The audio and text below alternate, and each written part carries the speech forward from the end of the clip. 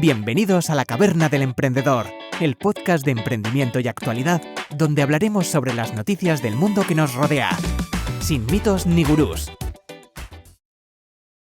Buenos días, tardes, noches a todos y bienvenidos una vez más a La Caverna del Emprendedor. Conmigo vuelve a estar aquí el equipo de Pablos, Pablo Gil, Pablo Franco. ¿Qué tal, chicos? ¿Cómo estáis? ¿Qué tal? Buenas tardes. Un Buenas placer tardes, estar de vuelta por encantado de aquí. estar aquí, como siempre. Pues nada, hoy venimos con novedades bastante chulas. Tenemos que ver, a ver, Pablo, a ti, bueno, no pasa nada, se te escucha, la gente estará escuchando doble, pero Pablo, a ti te tenemos que decir que como vas a estar solo 20 minutillos, tenemos que empezar por el tema y tienes que dar caña, ¿no? Empecemos por el tema importante, que no queremos alargarlo mucho, ya que has podido venir, porque si no a las 5 ya, a las 5 menos 10 te tienes que ir. Vamos así ya sin anestesia. Sin anestesia, sin anestesia, sí. Claro, yo creo que a Pablo Franco deberíamos llamarlo Franco. Y directo. BME, Bolsas y Mercados Españoles, presentó hace unos meses el producto BME Scale, que es una nueva especie de bolsa como respuesta a la nueva competencia que tiene con Portfolio Stock Exchange en España para, según patrocinan, empresas que están en crecimiento, lo que se conoce como scale-ups. Bueno, Pablo Franco, te dejamos aquí contar. Bueno, es una noticia. Tú llevas riéndote toda la semana cada vez que comentamos que vamos a hablar de este asunto, porque, bueno, tuvimos ahí un poco de tensión un día que estuvimos hablando del BM Growth, al hilo de que una empresa a cuyos gestores creo que tienes bastante aprecio, pues salía a cotizar. Y yo no lo sabía por poner antecedentes y yo fui con todo y bueno, a lo mejor en algún lío o alguna explicación acerca de las personas con las que te juntas, pues te tuviste que dar. Ahí No pasa. ya esa parte. Alberto está teniendo que dar muchas explicaciones últimamente. Estoy teniendo que dar muchas explicaciones con la caverna. Bueno, a ver, hay libertad de expresión, aquí cada uno podemos decir lo que queramos. Otra cosa es que luego cuando a mí me pillen los que gestionan un poco el cotarro del BME me digan, oye, cabrón, ¿qué estáis haciendo? ¿Sabes? Pero bueno, tú habla sin ningún tapujo, por favor, expresa tu opinión y por eso volvemos a sacar el tema porque me hace mucha gracia. Vale, no voy a ser un Milei de la vida y voy a ser una persona moderada y razonable. Esto para el TikTok, si lo quieres poner. Bueno, a ver, bolsas y mercados, hay que partir de la base de que, bueno, es la bolsa a la que todos acabamos acudiendo en sus determinadas categorías en función del tipo de empresa en el que buscamos invertir.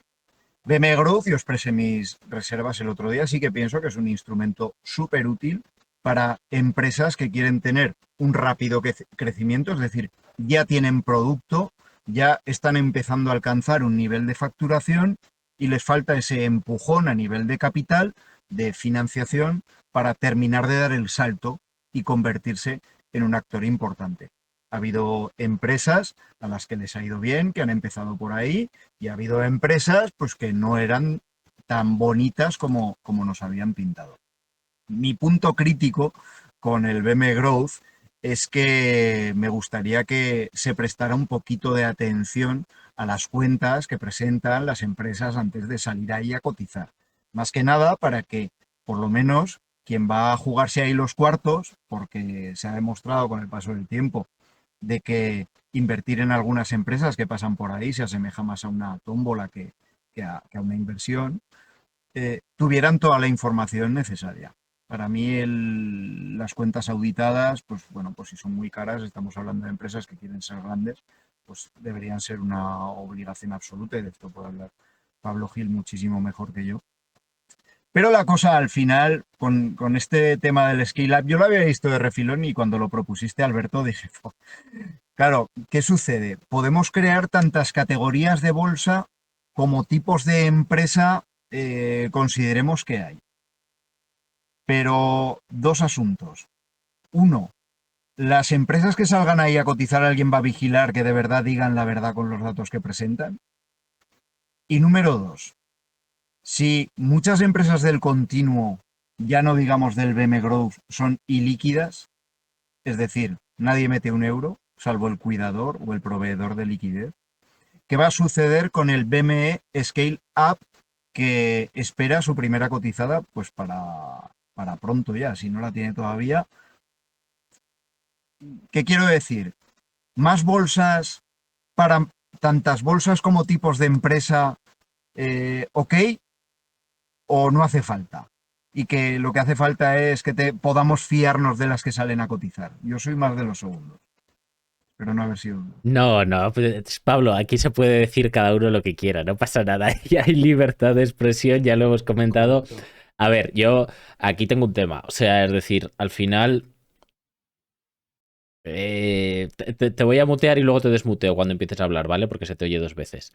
Al final, aquí lo que están intentando hacer desde bolsas y mercados españoles, o me da igual desde el Euronest, o desde Portfolio Stock Exchange, o al menos la idea que se comunica es, oye, vamos a ofrecer liquidez en unos productos que no la tienen, ¿vale? Que son las participaciones pues en Scale Up, que para quien lo entienda, una Scale Up es una empresa que se supone que ya tiene un cierto track record, pero que sigue manteniendo unos crecimientos, puede ser 30, 40, 50%, unos ebitas positivos, o sea que está en beneficios, que no es una empresa del IBEX ni mucho menos ni una empresa establecida, que tiene mucho más riesgo, pero también mucha más capacidad de retorno. Entonces, ¿qué es lo que suele suceder?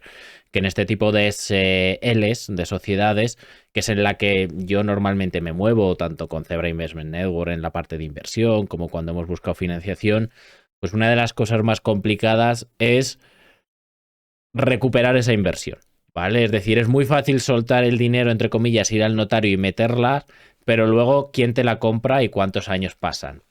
Entonces, la lógica detrás de esto o lo que se comunica es, oye, vamos a intentar dar liquidez a esa inversión. ¿Cuál es la realidad? Que no das ninguna liquidez con estos mercados de momento. ¿Y por qué? Pues porque no hay nadie allí todavía. Y yo lo siento mucho porque no hay todavía inversores y no sé si es factible que los haya en el medio plazo, pese a que a mí me gusta porque la idea está bien. ¿En qué se ha convertido un poco BME Growth o Portfolio Stock Exchange, que es un nuevo proyecto independiente de especie de bolsa, que en verdad es un sistema multilateral de negociación? Bolsa solo está la bolsa general. Pues se está convirtiendo en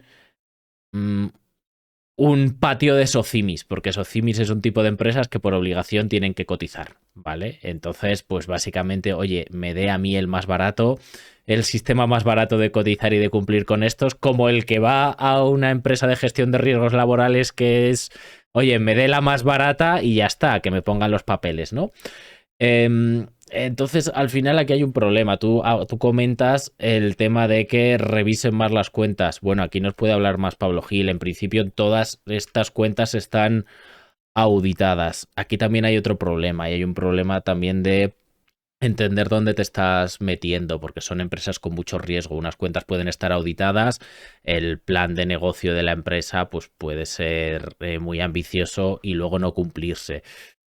Entonces, o sea, la idea me gusta, lo que creo es que falta mucha educación financiera en este país y no creo que un Mari o un Paco que ganan su sueldo de 2.000 euros a final de mes deban de invertir en este tipo de empresas. Pero bueno, creo que de momento está todo muy parado y no creo que sea sencillo lanzar un mercado así que realmente sea líquido. Entonces lo que suele pasar al final es que tú tienes una empresa en bolsa con unos costes en bolsa que luego no transacciona nada, no hay cambios de participaciones y la liquidez pues es irreal en verdad.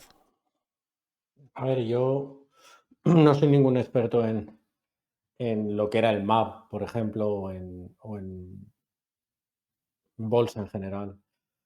Pero creo que hemos abierto 2 o 3 melones así súper interesantes, pero 2 o 3 melones a la carrera. El más importante, según dice Alberto, falta de educación financiera. O sea, que estén auditadas te da una fiabilidad razonable sobre la ausencia de errores por la ausencia de incorrecciones materiales, siendo material significativo en las cuentas anuales por error o fraude. Seguridad razonable, lo que no significa que estén exentas.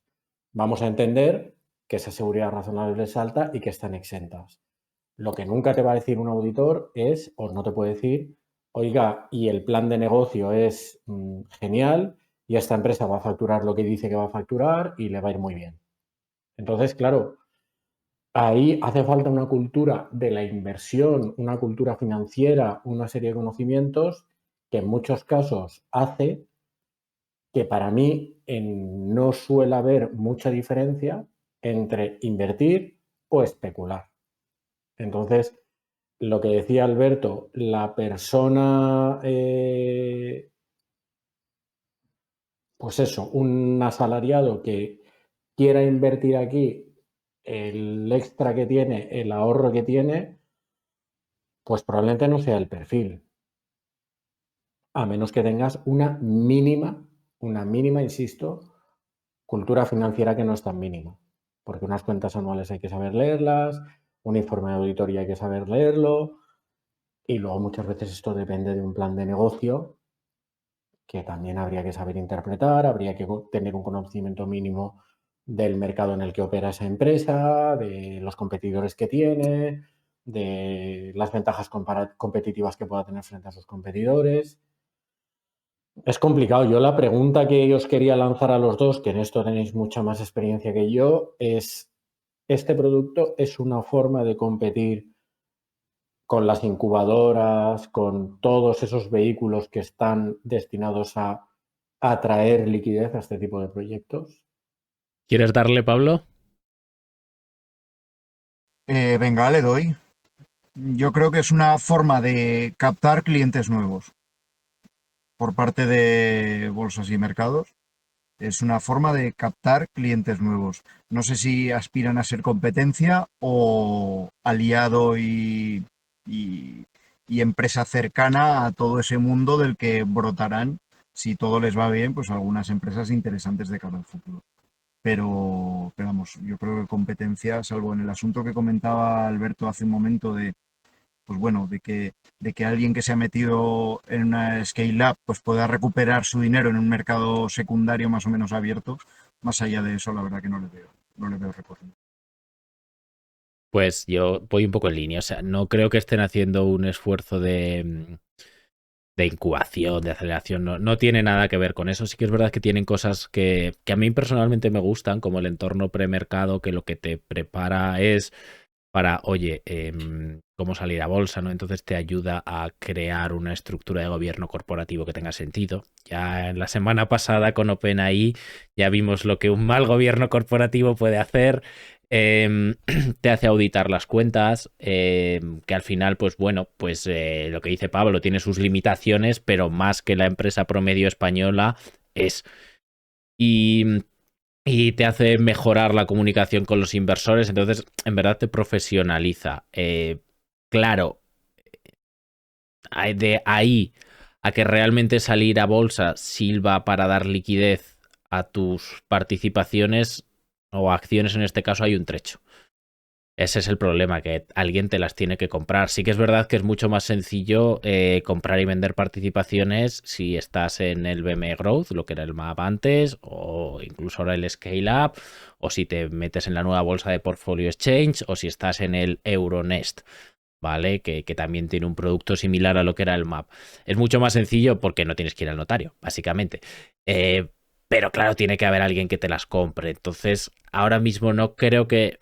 Y honestamente, no creo que sea tan importante el vamos a poner más programas, sino me parece bien que los hagas más barato, que lo enfoques hacia inversores ya más cualificados, pero creo que el esfuerzo de marketing debería de estar en tener inversores reales en startup que les pueda interesar esto, porque si no, no veo tampoco demasiado sentido en que alguien que no sea una SOCIMI, que lo tienes que hacer para cumplir con la norma, salga a bolsa por liquidez porque no es salir a bolsa, no es una bolsa, ¿vale? Pero salga a bolsa por tener liquidez de las participaciones, porque la realidad es que ahora mismo no la hay. Entonces, cuando comentabais, o comentaba, mejor dicho, Pablo, es una forma de buscar un cliente nuevo. Es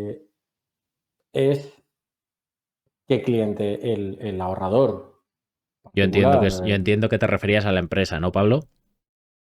Bueno, Sí, sí, la porque empresa bueno, al final el ahorrador. como... A ver, es que aquí hay dos líneas de negocio, ¿no? Porque es verdad que no se sustenta lo uno sin lo otro. Tú le puedes rascar 21.700 euros al año a una empresa que quiere estar ahí cotizada, pero si no tienes al que le compra las acciones, pues no tienes nada en realidad. Pero obviamente el negocio a quien le cobran es a la empresa que quiere salir ahí a cotizar. Aunque es verdad que a la parte imprescindible de la ecuación, que es la que no te paga, es la que permite que tengas negocio, ¿no? Que es el posible accionista o inversor. Exacto. Entonces, la cuestión aquí es esa, o sea, la cuestión es, se han encontrado con competencia que viene de Portfolio Exchange, que al final lo que ha lanzado es un producto en el que quita asesores registrados, quita todas estas patas de proveedor de liquidez, etcétera, etcétera, y hace de gestor de emisión principal y mercado secundario con una plataforma tecnológica y que lo que proponía era reducir los costes de forma brutal, reducir los costes hasta en un 90% de lo que costaba salir a bolsa, ¿vale? Es una empresa en Madrid, también regulada por la CNMV, pero que yo creo que ahora mismo solo tiene 5 socimis. Es verdad que acaba de salir en febrero. Entonces yo creo que lo que están intentando competir es contra este perfil de nueva bolsa que competiría contra ellos. Claro, creo que el problema es mucho más de fondo. El problema es de, oye, necesitamos inversores que estén dispuestos y a informarse, a entender cuál es este mercado de las scale-ups, que puede dar mucho dinero, pero también tiene muchos riesgos, porque al final es lo que tú dices, Pablo, por mucho que tienen que revisar malas cuentas, etcétera, pues que por mucho que revises son empresas con muchos riesgos, vas a tener problemas, igual que en su día tuvieron con GoWex, igual que en su día han tenido con otras empresas. Al final son empresas que pueden ir muy bien y te pueden hacer un por 10 o puedes perderlo todo. Y el problema es que cuando lo pierdes todo en una bolsa, lo pierdes todo de forma muy llamativa, pero alguien que está en este sector en el día a día te das cuenta de que perder todo es 8 de cada 10 veces. El problema es que no esté Paco y Manoli comprando participaciones de esto, ¿vale? Con su sueldo de fin de mes. No que esto sea algo raro. Sí, es que claro, estamos hablando de pierdo en 8 de 10, asumo muchísimo riesgo, voy buscando el unicornio, que es el que me paga los otros 8 escalabros y gano dinero. Es que eso es capital riesgo. O sea, eso es cuchillo entre los dientes, amor por el riesgo y mindset de tiburón, como Mentalidad, diría alguien. mentalidad de tiburón. Mentalidad de tiburón y a holdear. Pablo Franco, estás con ganas de decir algo que te veo mordiéndote la lengua. No, no, no, no, de verdad que no. No, pienso que es que estaba. Venga, lo voy a decir. Eh, las personas que conozco que mejor rendimiento han sacado a esto, y vais a entender que no diga las dos empresas que tengo en la mente, porque no aporta el extra y sin embargo pues puedo meter a gente en jaleo. Conocen a las personas que están dirigiendo la empresa y saben cuándo tienen que entrar y cuándo tienen que salir. Esos son los que no pierden cuando se meten en este tipo de mercados ilíquidos. Yo creo que eso es una máxima. No, He dicho perdona, perdona, algo, Juan. y he dicho algo que, bueno, que es grave, pero que, bueno, que todos tenemos en la cabeza, yo creo, cuando hablamos de este tipo de mercados. Es así, o sea, pero esto es normal. Es como al final tú en startup o en scale-ups o en cosas similares así, Es verdad que al final es muy importante tener acceso a entrar en las rondas, conocer muy bien cómo lo va a llevar el equipo gestor, porque es muchísimo más importante que en una empresa grande. Entonces no es tanto, no sé si es tanto el uso un poquito de información más privilegiada como, coño, que es que este tipo de empresas depende tanto de la gerencia que si te enteras de algo por adelantado es que estás en el, o sea, es que estás en el caballo ganador. Es verdad, está claro. Por eso no es un mercado para Pili o para Manolo, ¿sabes? Que han sacado su sueldo, es un mercado para alguien que ya está metido y por eso veo muy difícil que tenga liquidez. Tienes que estar en el mundillo, tienes que conocer las cosas que pasan porque si no estás en desventaja, pero tampoco es una bolsa. Es que hay algo que yo creo que es una máxima y a mí es lo que siempre me ha alejado de este tipo de cosas. Y es que cuando tú te enteras de algo, el negocio ya está hecho y lo ha hecho otro, ¿no? Y no estoy ni insinuando nada ilegal, ni por supuestísimo, pero entiendo que en todo esto hay profesionales, incluso grandes traders y tal, que son los que de verdad hacen negocio con este tipo de cosas. Y desde luego yo no accedo a toda esa información, no accedo a ese mundo, no accedo a todas esas historias, ¿no? O sea, Pili y Paco, como mencionaba Alberto, pueden llegar a pensar que son inversores porque en un momento determinado entran en bolsa, compran acciones de tal empresa a 30 euros y las venden a 35. Pero el negocio ya lo ha hecho otro, creo. Es mi opinión sé que es una opinión cuñadísima, pero mi opinión de pueblo. La mentalidad de tiburón está muy bien cuando los demás no son tiburones con los dientes más grandes que tú. Que es Claro, que es lo que te va a pasar en la mayor parte de los casos si eres uno que se está leyendo el 5 días, que ve que han sacado esto, que de repente hay 5 o 6 empresas y se mete ahí mirando los gráficos que ha aprendido de José Luis Cava y acaba trasquilado sin una perra. claro. Ahí, así me gusta, Pablo. Por fin, por fin sale el bueno.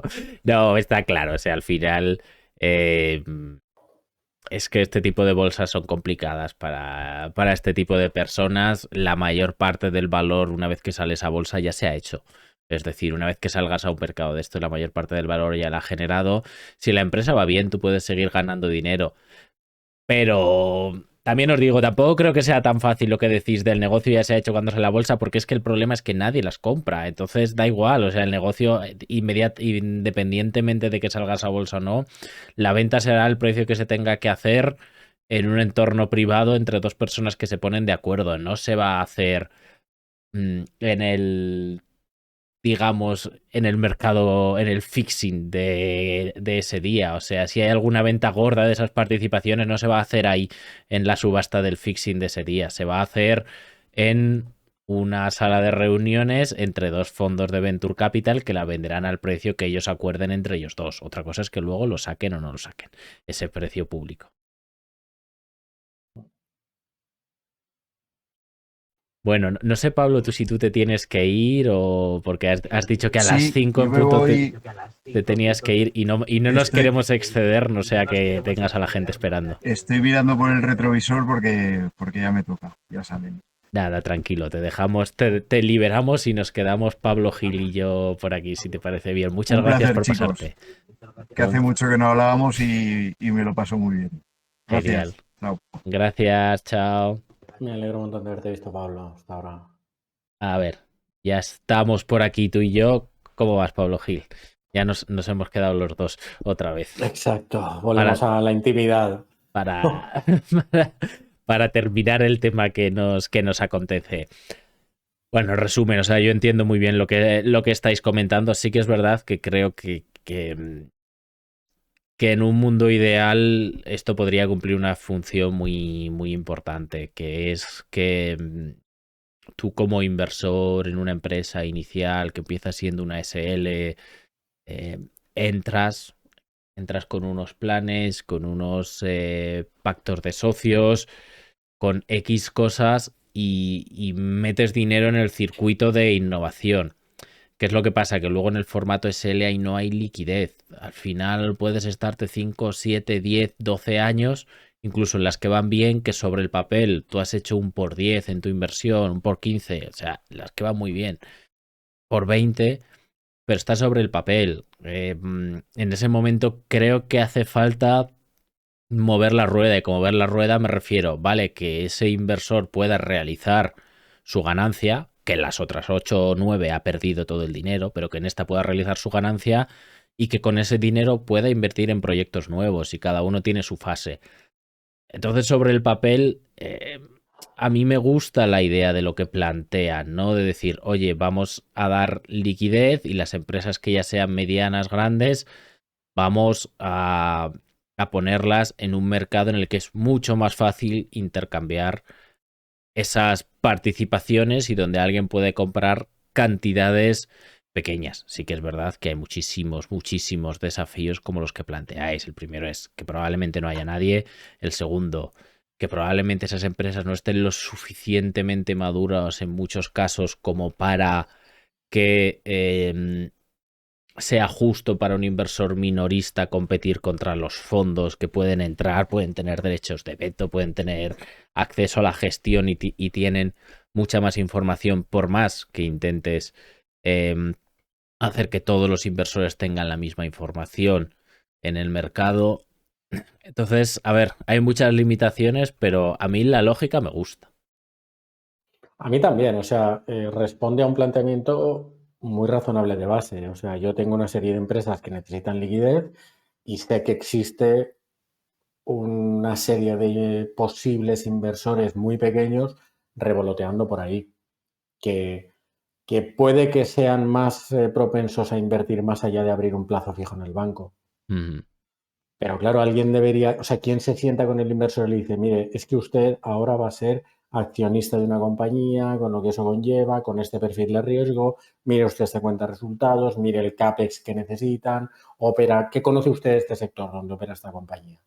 Que además suelen tener un perfil bastante puntero.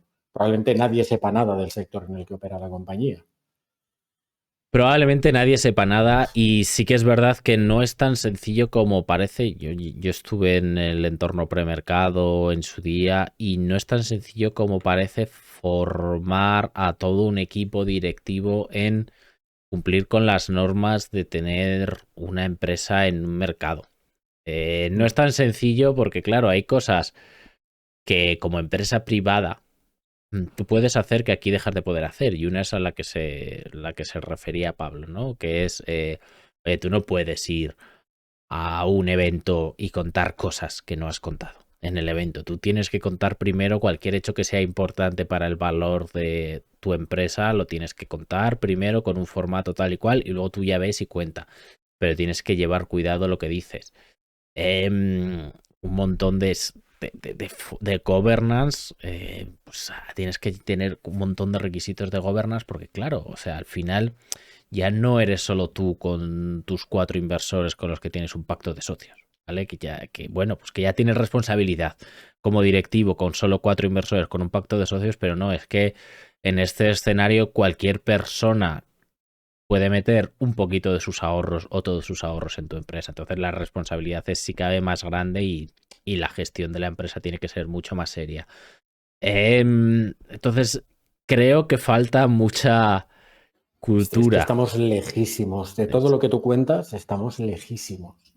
Exacto. Ese es el principal problema que yo veo. Que estamos muy lejos de que haya gestores que se tomen suficientemente en serio esto, porque básicamente en España están los del IBEX 35 y bueno, y gente que esté en bolsa, que esté preparado para hacer esto, no preparado, sino que lo esté haciendo, que esté haciendo una gestión así. Y lo segundo, en el tema de inversión, yo qué sé, es que al final es complicada, pero si no hay liquidez tampoco tiene mucho sentido para muchas empresas. Entonces, creo que el objetivo es muy loable, creo que los esfuerzos se tienen que seguir haciendo. Pero lo que tú dices, creo que estamos muy lejos de plantear un mercado serio y líquido para este tipo de empresas. Muy lejos. Muchísimo. O sea, estamos No sé, es que claro, yo desde luego no soy ningún experto en este tema, pero no sé con qué país compararme o compararnos. Pero es que complicado, ¿eh?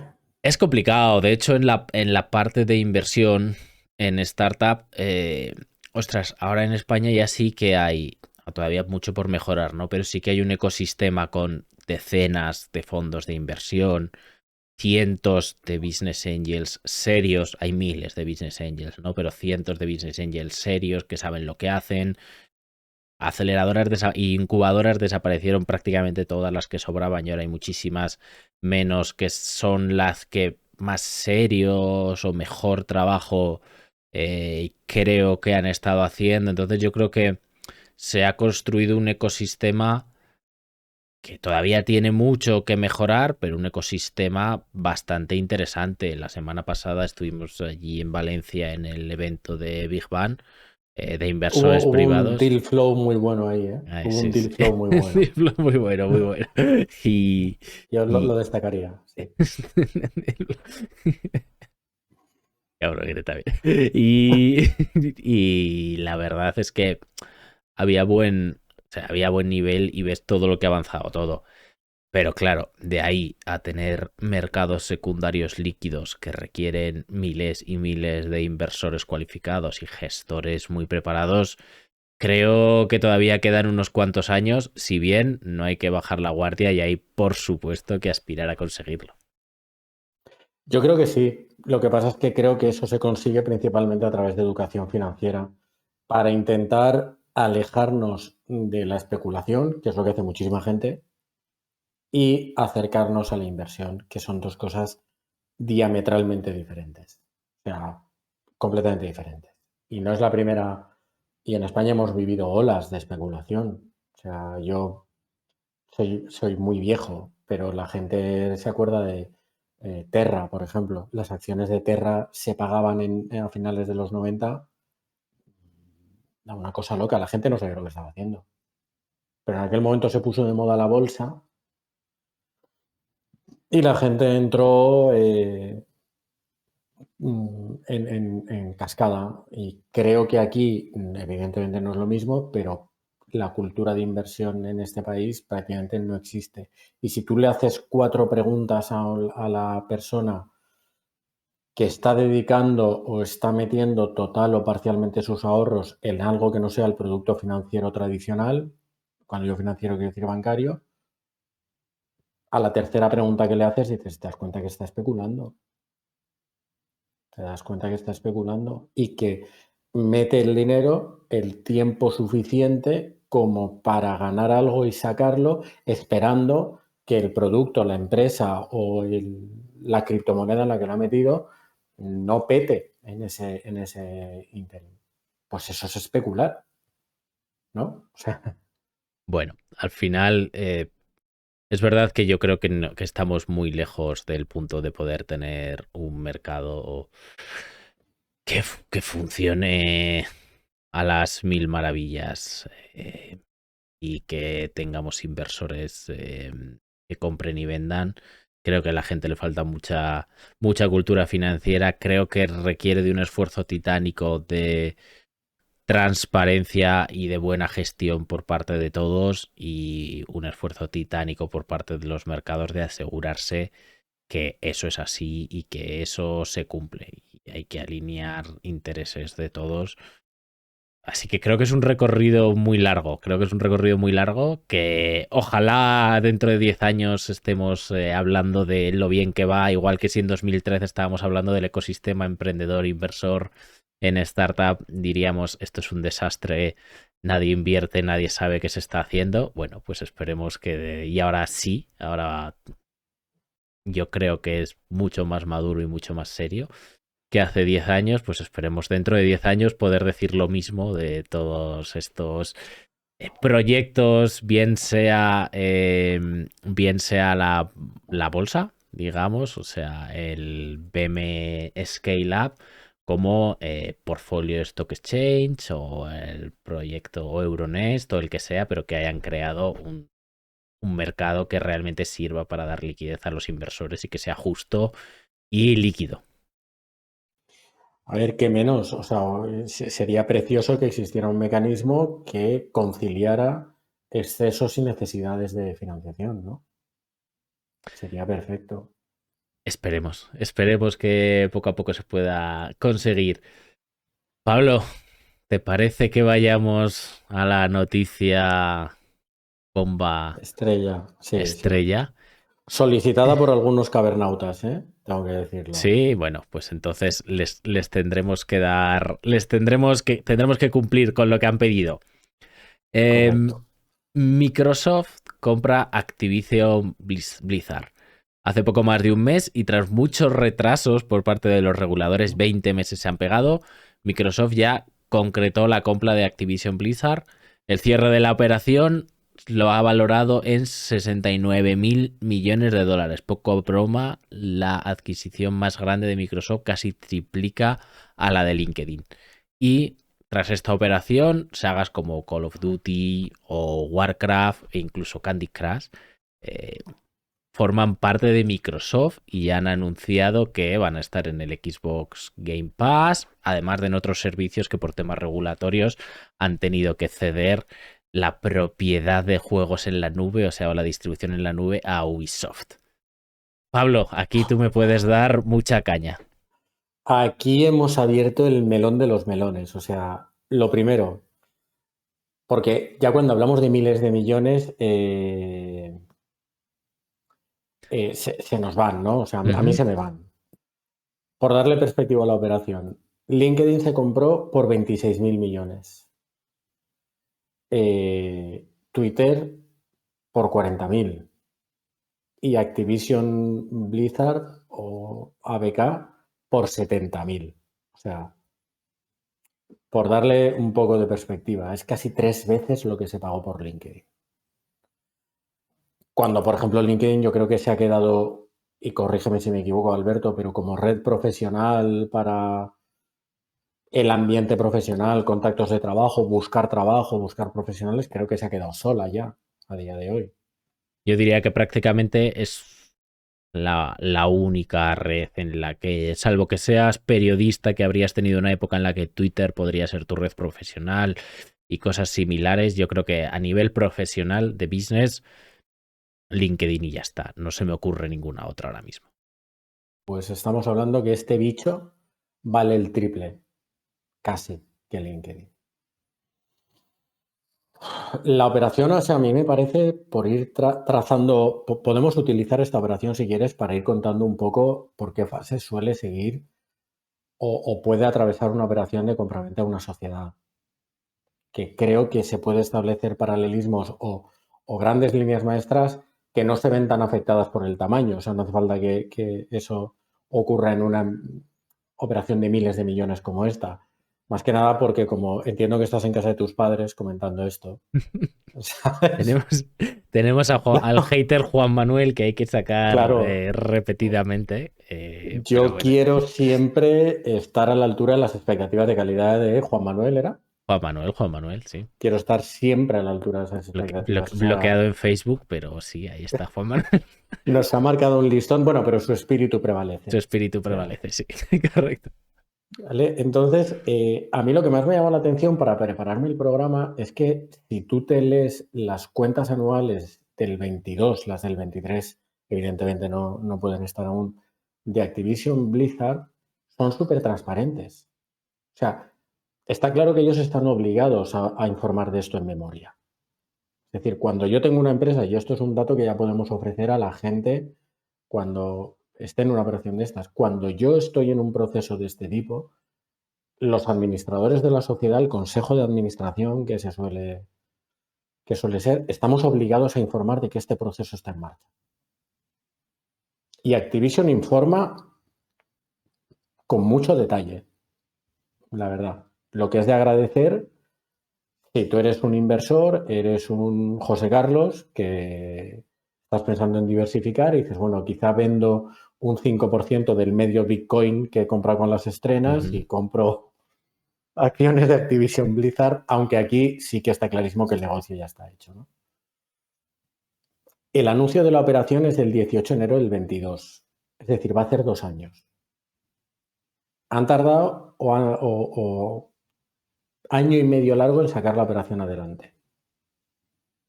Ya sabían que se iban a encontrar con todo tipo de trabas por parte de reguladores de competencia.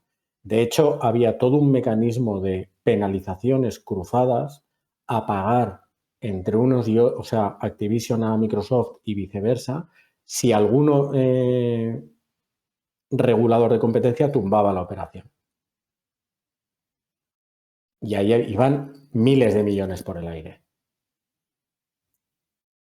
De ahí que, por ejemplo, Microsoft haya vendido o haya accedido a vender parte de su negocio de juegos en la nube y probablemente lo haya vendido de una forma muy poco rentable, perdiendo dinero, para poder salvar la operación, porque es muy posible, bueno, es muy posible, no es un hecho, creo que fue el regulador británico el que les dijo, oye, yo la operación tal y como la estás concibiendo no la apruebo. Sí, parece ser que la mayor parte de los problemas vinieron... extrañamente el regulador europeo no les debía de dar muchos problemas, en esta ocasión fue de los primeros en retirar los problemas.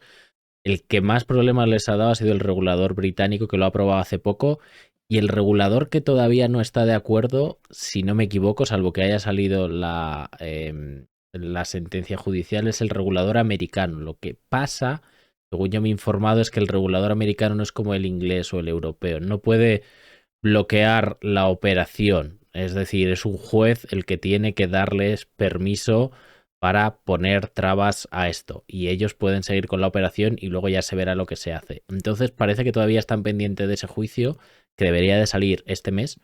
A ver qué es lo que le dice el juez, si lo admite o no. Pero a falta de ese juicio, ellos lo que han hecho ha sido completar la operación. Entonces, cositas que podemos ir aprendiendo. Cuando se anuncia la operación, esto ya está hecho. O sea, probablemente esta operación que se anuncia hace casi 2 años lleve otros tantos o más inmersa en una negociación de precio entre Activision y los accionistas de Blizzard, entre Activision y Microsoft, y el ciudadano de a pie nos enteramos cuando ya está todo claro. Correcto, así es. O sea... Esta operación se negociaría a lo largo de 2021, se comunica al inicio de 2022, correcto. Han tenido 20 meses de pegas de los reguladores, han tenido que extender 2 veces, creo, si no me equivoco, el plazo límite para no hacer estos intercambios de dinero, ¿no? De estas penalizaciones que el uno se daba al otro, etcétera. Y se concluye en octubre de este año, a falta, si no me equivoco, de que un juez estadounidense diga yo no estoy de acuerdo. Ok, ya. Entonces, claro, lo primero que hay que pensar, porque esto en el mundo gamer y tal ha traído mucha cola, porque hay gente que está esperando, mucha gente de hecho, que Microsoft salve, por así decirlo, Activision. Lo comentábamos antes preparando el programa, la salve un poco ¿de qué? Porque Activision en 2022, que fue un año regulinchi, ganó libres de impuestos, lo tengo por aquí, después de impuestos, la chuletilla, 1.500 millones de dólares. Ojo, o sea, salvar una empresa que gana 1.500 millones de dólares, facturando 7.500, es decir, gana limpio el 20% de lo que vende. O sea, eso es... Todos los modos, fíjate, yo que soy más de múltiplos, pairs y cosas así, ostras, estás comprando una empresa que gana 1.500 millones por 70.000 millones. Quiero decir, ¿cuántos años necesitas para recuperar esta inversión? Es que necesitas 50 años para recuperar la inversión. ¿Qué quiere decir? Que yo creo que los socios de Activision o los accionistas de Activision se han frotado las manos cuando firmaron esto, porque vamos, para ellos es una gozada. Y creo que Microsoft está descontando muchas sinergias aquí que le está pagando a los socios de Activision, con sinergias en el argot de M&A es básicamente, oye, esto ahora gana 1.500 millones, pero si lo metemos dentro del Xbox Game Pass, lo metemos dentro de nuestros servicios que llegan a mucha más gente, podemos hacer que gane 5.000, 6.000 millones y entonces la operación nos sale rentable. Es la única razón en la que yo veo que un múltiplo así tenga sentido. Y sinergias más allá del negocio, es decir, la mitad voy a decir, no lo sé, pero la mitad de los costes de Activision yo ya los tengo en mi estructura.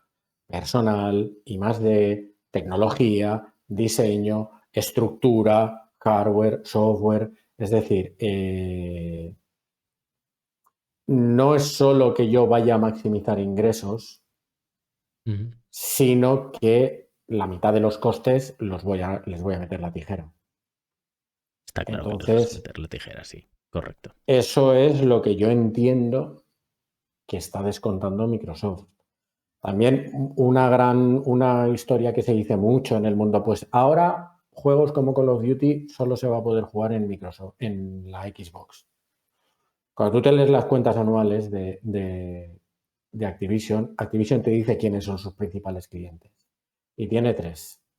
2 son Apple y Google. Y corresponden a juegos como el Candy Crush, es decir, juego en el móvil.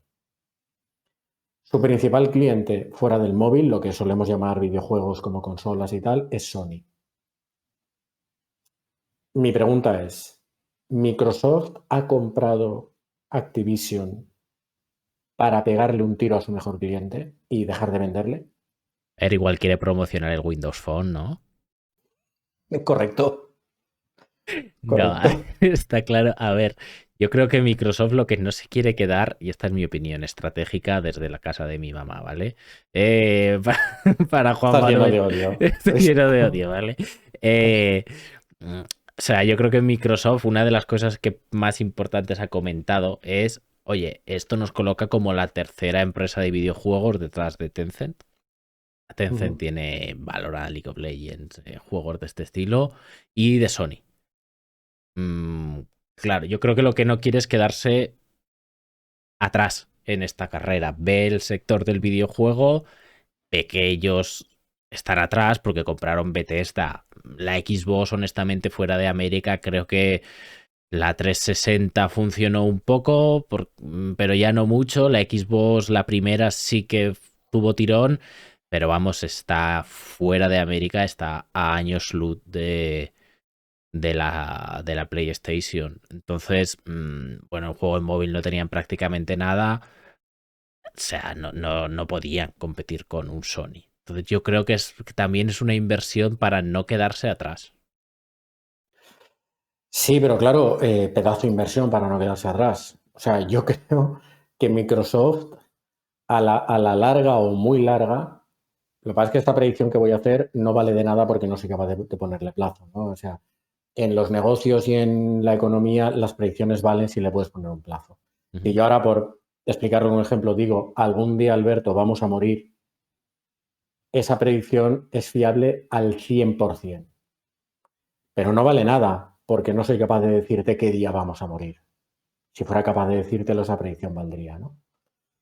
Siguiendo esta analogía, yo te diría que estoy convencido que a la larga o a la muy larga, Microsoft tiene muchas posibilidades de ganar la guerra de los videojuegos. Lo está haciendo a lo bestia. Compro Bethesda, compro Activision, compro lo que haya que comprar. Pero claro, ¿en qué plazo? ¿Cuándo? El plan que tienes que es ahogar a tu competencia, que es Sony. Sony en el mundo de los videojuegos es un supergigante, pero a nivel global como empresa y sobre todo la división de videojuegos, es pequeña al lado de Microsoft. ¿Quieres ahogarla? O sea, estrangularla. No sé tú eso cómo lo ves. A ver, lo veo muy caro y no creo que sea algo que vaya a pasar en el corto plazo y los reguladores están poniendo muchas pegas a este tipo de comportamientos que se hacían en los 90 bastante fácil. no sé si tanto ahogarla, pero sí hacerse competitivos. Al final, no sé, yo sé que tú tienes una Play y que os gusta. Yo tengo. También tengo una Xbox, Exacto. ¿eh? Tengo Tú las dos, sí, soy tienes un las enfermo. dos. Correcto. Las tienes. Yo tuve una Xbox 360 cuando estaba en Holanda, pero porque estaba súper regalada y era para jugar a 4 juegos que me daban igual. Pero a partir de ahí, si yo en algún momento me he planteado comprarme algo, nunca he dudado de que fuese la PlayStation. Uso el ordenador porque es mucho más barato y total, ya lo tengo para hacer streaming. Pero si me comprase una consola no duraría en la PlayStation porque al final es la que tiene todo el mundo. Es con la que vas a poder compartir cosas. Si te compras la Xbox es básicamente para jugar tú solo. En España al menos, creo yo. Igual me estoy equivocando. Bueno, luego está la Switch, que eso es para jugar con niños y en familia. Pero eso ya es otro mercado completamente distinto, el de Nintendo. Entonces, yo creo que están, o sea, creo que fuera en el mercado de las consolas, fuera de Estados Unidos, están tan lejos que no son ni siquiera competencia. O esa impresión me da de una PlayStation. A mí hay una duda que me asalta, que es hasta cuándo el mundo del videojuego se va a seguir basando en vender la consola como aparato. Ha habido varios intentos de pasar ya de migrar a la nube completamente. Google tuvo uno que se llamaba Stadia. Yo fui cliente de Stadia, yo lo tuve. Técnicamente era un increíble. Algo que salió hace 4 años ya, ¿eh? Que 4 años el mundo de la tecnología es un mundo. Google Stadia era increíble. Ahora los juegos eran una puta mierda, hablando mal y pronto. O no había directamente. Y al mismo coste que los bombazos que sacaba sobre todo PlayStation. Entonces, no había por dónde cogerlo. A ver, al final no sé por dónde irán las cosas. El formato de Stadia yo creo que tenía mucho sentido, ¿no? Porque al final, oye, vamos a hacerlo en los servidores de Google. Yo te streameo el juego. Claro, el problema de ese sistema es por muy pocos milisegundos de distancia que tengas, no sé cómo de bien irá si tu internet no es tan bueno, ¿no? O sea, lo desconozco. Pero bueno, en el caso de Google ya sabes que abandonan las cosas que no les encajan desde el principio y lo han hecho con decenas de productos. Pero sí, yo creo que el juego en la nube tiene mucho sentido. De hecho, tienes el PS Now, tienes el Xbox Game Pass, tienes muchos juegos que son en streaming.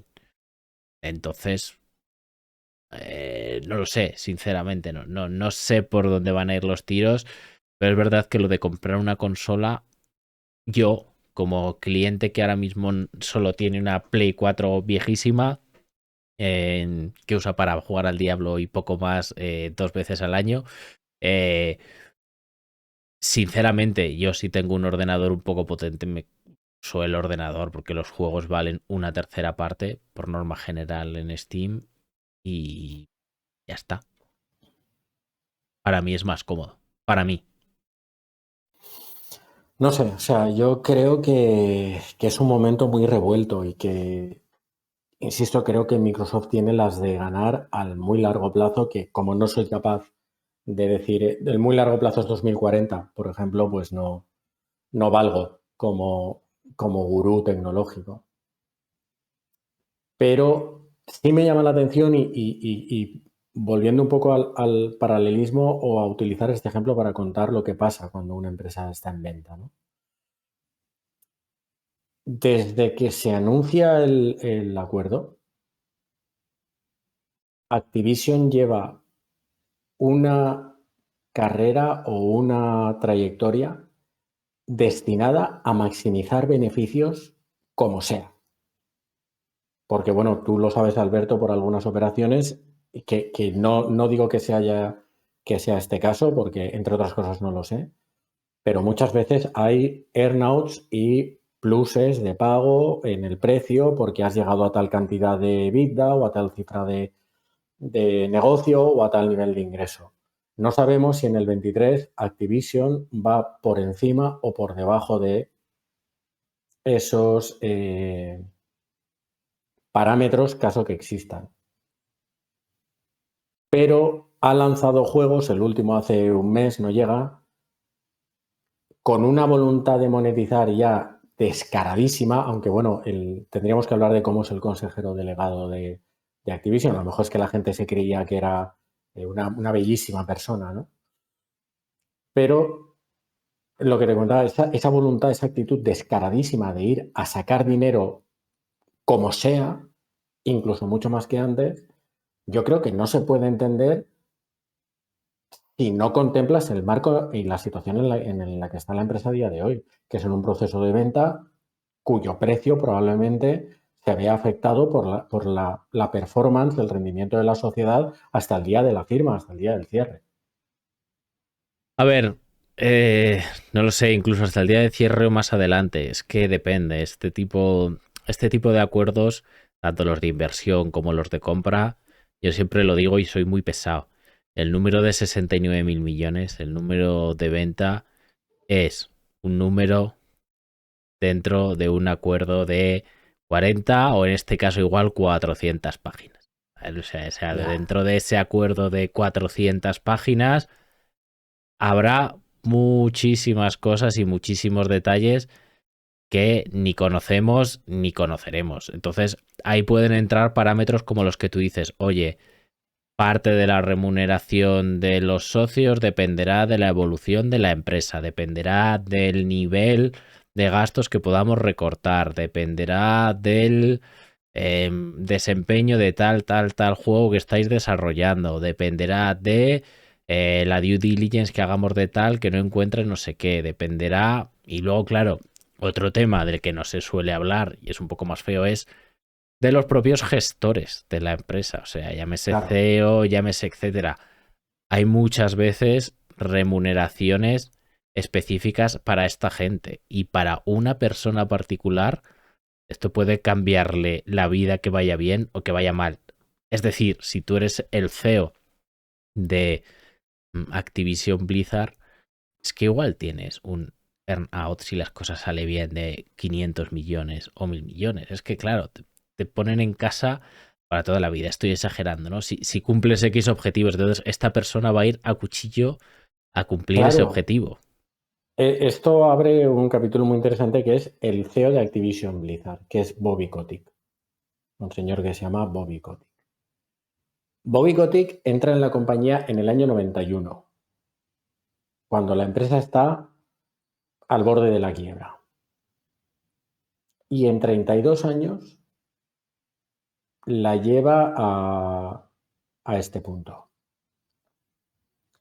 Este señor, o sea, cuando decimos que Microsoft compra por 70.000 millones, estamos diciendo que Microsoft va a pagar $95 por cada acción de Activision. Este señor tiene paquetes de acciones y ha ejercido opciones de compra sobre paquetes de acciones a precios muy inferiores a $95 la acción. La revista Fortune y publicaciones económicas contrastadas, no un trader en TikTok, han dicho que calculan que este señor, como prima de venta de la compañía o como diferencia entre lo que él compró, el precio que pagó por cada acción de Activision que tiene y a lo que las va a vender, es de 634 millones de dólares. Con 59 años que tiene el angelito y de una tacada. Este señor va a sacar los juegos que haga falta, las microtransacciones que haga falta, lo que sea, con tal de maximizar el valor de la compañía. Está clarísimo, porque es que además él es el que más se juega. Está Claro. claro. Y perdamos la inocencia, porque además a toda esta trayectoria que la compañía está mostrando de monetización encarnizada, que ha levantado tantas ampollas en la comunidad de Internet o la supuesta comunidad de Internet, que es algo que yo dudo muchísimo, todo eso que la gente le está haciendo un juicio moral y están esperando que venga Microsoft a salvar la compañía, olvidémonos, porque detrás de Microsoft lo que hay es gente de ese perfil. No, sí, al final la gente tiene que entender esto. Ahora mismo Microsoft tiene que recuperar 70.000 millones. sea, pensemos eso. Es decir, yo he pagado 70.000 millones por 3, 4 IPs. Y que son las importantes, ¿vale? O sea, hay más, pero bueno, 3, 4, Sí. 5 IPs principales he pagado por esos 70.000 millones, ¿vale? Entonces, también después de este anuncio se esclarecen muchas cosas, ¿no? En 2022, porque en 2021, si no me equivoco, hubo muchas noticias de problemas dentro de Blizzard, de acoso, de tal, de cual. Claro, en ese momento ya estaban negociando esto con Microsoft. Porque si en enero del 22 anuncias la venta, quiere decir que mínimo durante todo año 2021 has estado negociando con Microsoft esto. Olvidémonos, si no le han prestado atención a eso, porque yo creo que no le han prestado atención, han hecho declaraciones para pasar, para dar patada adelante y ya está, no le van a prestar atención a que Gamer347 con su cuenta de TikTok Claro, diga hay una microtransacción. Olvídate, entre que la o gente este compre... juego es una mierda. Es que probablemente Microsoft, como poco, habrá validado esa trayectoria, y estoy hablando de lo legal, ¿eh? Estoy hablando de lo legal. Habrá, como poco, validado esa trayectoria en la que Activision Blizzard está intentando maximizar beneficios como sea. Lo habrá validado, cuando no animado. Porque no sé si lo sabes, Alberto, porque no eres un enfermo como yo ni un friki. La última entrega de Call of Duty ha levantado ampollas. Es que esto en realidad era una expansión que se iban a pagar 10, 20 o 30 euros del juego anterior, y entonces han metido 4 tonterías, lo han empaquetado y lo han vendido como un juego nuevo y nos lo cobran a 70. Claro, pero y luego el creador de opinión de Internet te vende que cuando venga Microsoft esto va a o sea, van a salvar, va a cambiar. Es que, ¿qué te crees? ¿Que Satya Nadella no quiere ganar dinero? Es que, claro, o sea, espérate un momento, porque a ver si yo puedo poner 70.000 millones entre 70 euros. Es Claro. decir, al final, si lo dividimos, tienes que vender 1.000 millones si te quedases con el 70% del precio. Y claro, luego tienes Steam, eh, tienes un montón de cosas. Olvídate, van a ir a saco, a sacar dinero y a llegar al mayor público objetivo. Y también te digo una cosa, yo creo que la gente se plantea, que esto yo a veces me da la impresión de que la gente se enfoca mucho en que no, es que Activision Blizzard son Call of Duty, son World of Warcraft. Eso yo creo que es un core no tan grande de gente comparado con lo que es el juego móvil, el juego en la nube, que creo que de ahí es de donde esperan sacar el dinero. Entonces el hardcore user, es que esto es una expansión porque lleva 3.000 horas jugando al Call of Duty y se da cuenta de que es una expansión, no es el cliente más importante ahora mismo para Microsoft. Es que el último Call of Duty es una expansión, es algo que Activision ni siquiera se ha molestado en disimular. Es que se sabe positivamente que es una expansión. O sea, se sabe con certeza científica que es una expansión. Porque Activision ni siquiera se molestó en disimularlo. Y es algo que también pasa en el mundo de hoy en día con las redes sociales. La comunidad, hay mucha gente que se envuelve en la bandera de la comunidad de jugadores. Quiere que hagamos no sé qué. Vale, ¿quién es la comunidad de jugadores? Vamos a pensar, ¿cuántos youtubers, Gamer347 en X, que no Twitter, cuántos TikTokers, cuántos Instagrames puede haber poniendo a caer de un burro a Activision? ¿15.000? Por decir un número muy alto. Sí, sí. ¿15.000? ¿20.000? ¿50.000? Vale. ¿Cuánto vendió el Call of Duty del año pasado? Salió a la venta el 30 de octubre de 2022. Fue el juego más vendido de 2022. Estando a la venta 2 meses. En esos 2 primeros meses, lo que ha vendido detrás ni lo sabemos, pero en esos 2 primeros meses vendió 1.000 millones de dólares. Si divides 1.000 millones de dólares entre 70 euros que vale cada copia, son como 160 millones de copias. ¿Quién es la comunidad de Call of Duty? Los creadores de contenido, esos 5.000, 10.000, 50.000 que decíamos que se rasgan las vestiduras, o los 160 millones de personas que se han comprado el juego. Es que en una entrevista hay un youtuber muy conocido, que se llama Alex el Capo, que en una entrevista decía, ¿pero eso es la comunidad o es Twitter? ¿Es la gente o es Twitter? Yo siempre digo que la gente solo opina con la cartera, al final. No. Es muy fácil criticar o alabar algo, pero oye, al final lo has comprado, pues será que no es tan malo. Al final no lo has comprado aunque digas que es bueno, pues será que no es tan bueno, ¿no? Entonces, claro, si vende, pues igual es malo. No te digo que no sea malo y que tú te quejes de que sea malo, de que se estén aprovechando, pero el caso es que vende y entonces a la gente le interesa para el precio que tiene. Y yo creo que van a seguir haciéndolo así, igual que las microtransacciones, que no es lo mejor para el juego. Bueno, pues anda que no hay juegos de estos pay to earn que si no pagas eres un paquete en el juego de toda la vida y ganan millones y millones y millones haciéndolo así. ¿Es el mejor formato de juego? Pues no, yo personalmente y a mí me parece una mierda y no me gasto dinero en eso, la verdad. O sea, sinceramente, si para ganar tengo que pagar, pues entonces es que no estoy ganando, estoy pagando. O sea, es decir, he ganado antes trabajando más horas o ganando más euros por hora, no aquí en el juego, ¿vale? Entonces, no es algo que me llene. Tampoco te lo digo, o sea, pues casi prefiero lo de, oye, me cobra 70 euros por el juego y ya lo jugaré, ¿no? Como el Diablo que vale a 70 pavazos, pero luego ahora entras y te sale todos los ratos la pitonisa esta rara e intentando venderte mierda, que yo no quiero mierda, que yo lo que quiero es jugar, déjame en paz. O sea, es decir, que yo no quiero cosas bonitas, a mí déjame en paz. Pero el caso es que si lo hacen y molestan al jugador, es porque hay mucha gente que compra, que compensa para la gente como yo que le toca las narices que me salga una pitonisa vendiéndome cosas en la tienda por €1, pues bueno, pues hay mucha gente que lo compra y creo que es de donde más dinero sacan, si no me equivoco. Tú de esto sabes un poco más, ¿no? Pero creo que la mayor parte del dinero es de las microtransacciones. Eso no lo creo, lo tengo aquí, se puede comprobar.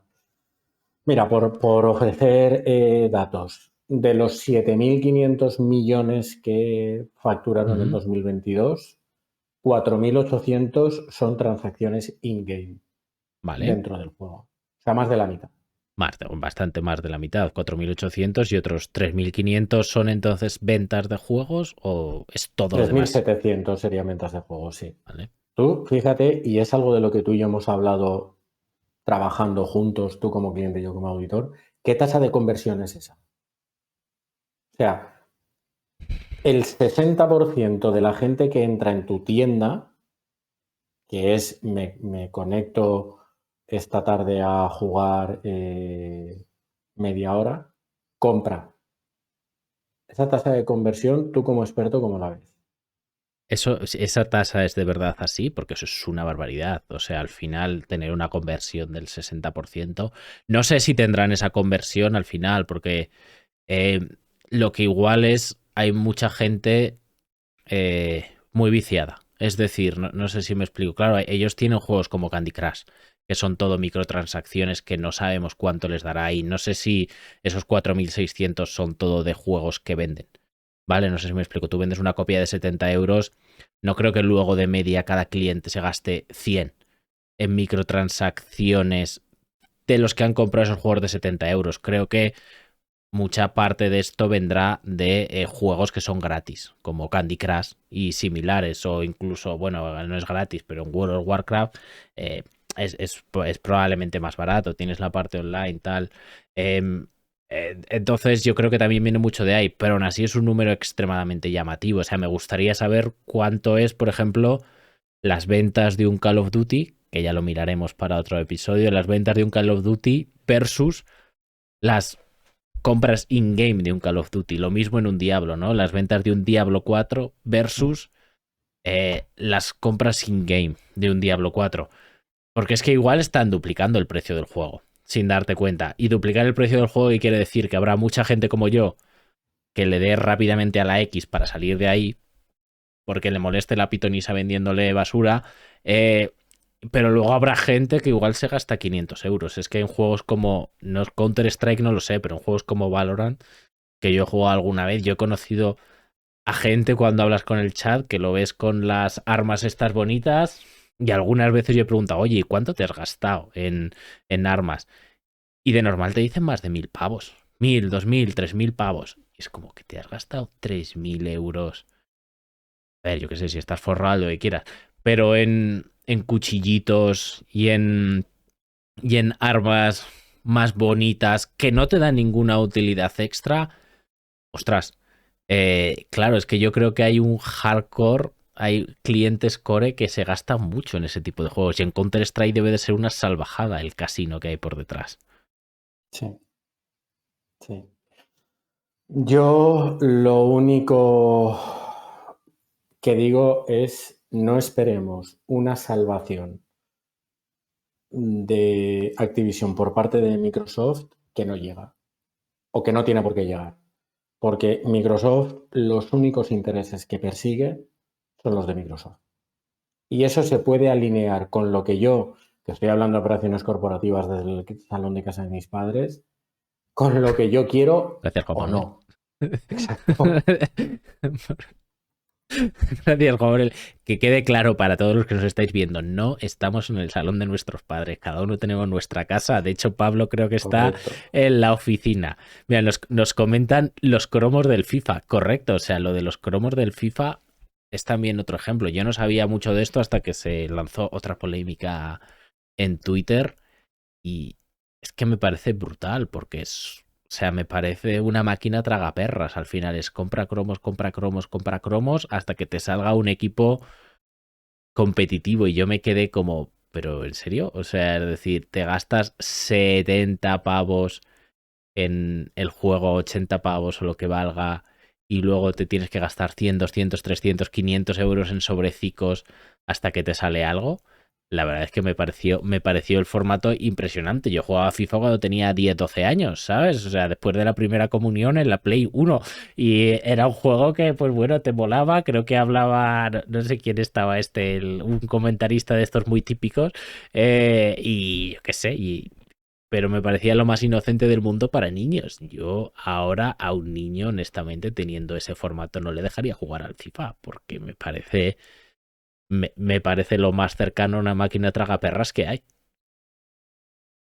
Igual estoy siendo un poco carca, pero no sé. Sí, a ver, lo es. Lo es. Además, yo creo que en determinados momentos, no sé si por el FIFA, pero creo que en determinados momentos, creo que incluso la Unión Europea llegó a legislar o a meterse porque se supone que podía incluso inducir a la ludopatía. Hombre, yo creo que sí que induce, no creo que pueda. Al final, tú piensas que, o sea, tú en los cromos de Panini, de cuando éramos pequeños, los típicos de rellena a todos los jugadores, vale, o sea, es decir, ya es un poco borderline, es compra, compra, compra, pero luego al final si escribías que te faltaban jugadores, te los mandaban y eran todos los cromos iguales. Aquí por lo que yo he visto o sea, es algo diferente porque te pueden tocar diferentes categorías, ¿sabes? Te puede tocar el bueno, el malo, como si fuesen una tragaperras, ¿no? Del premio gordo, el premio pequeño, eh, y mete dinero, y mete dinero, y mete dinero. O sea, me recordó muchísimo, muchísimo viendo jugar a gente, pero cuando lo vi me metí a ver algún stream, a ver cómo era. Me recordó mucho a la imagen del típico señor en un bar dándole al botón de la máquina tragaperras mientras hace otra cosa, se toma un café o una cerveza. Me recordó mucho a eso, le daban al botón rápido para que saliese rápido y me quedé, o sea, la verdad es que me chocó, yo llevaba igual 8 años sin ver un FIFA. Claro. Es que, joder, lo que ha quedado, o lo que está llegando al mundo de los videojuegos desde que estamos jugando al Super Mario hace 35 años, ¿eh?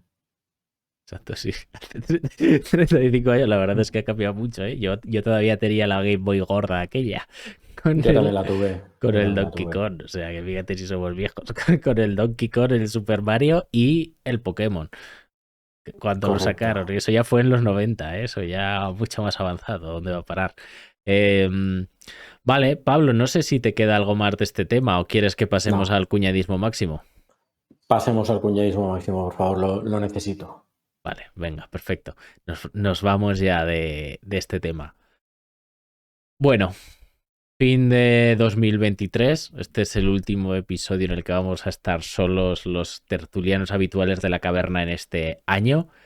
Así que hemos decidido hacer nuestras predicciones económicas de España para el año 2024 y así posteriormente compararlas con lo que pase el año que viene, cuando volvamos a hacer este episodio. O sea que lo primero, iniciamos una tradición navideña, que esto es muy bonito, Pablo.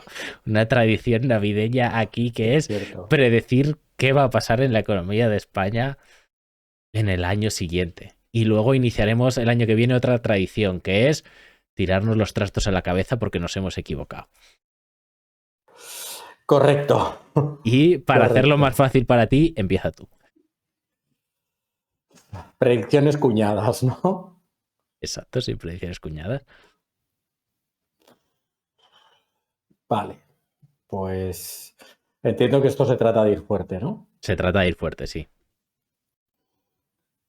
Yo creo que vamos a pasar otro año esperando ese cataclismo económico que no acaba de llegar. Bien. Yo tengo delante, para parecer un poco menos cuñado, el último informe del Banco de España, que es la... Alberto, esto no se hace. Esto- O sea, esto si te lo preparas ya no es cuñado. Exacto, vale, perfecto. Esto no se hace. Vale, bueno, me he leído el último informe del Banco de España. Primero para poner un poquitito las bases para que cuando nos llamen cuñados tengan razón, pero no 100%, o sea, que por lo menos sepan Claro, que en sabemos casa de leer. tus padres tienes tiempo. Exacto. Total, no tengo que limpiarme la ropa, la echo al suelo y ya me parece lavada y plegadica, entonces pues me sobra el tiempo, ¿no?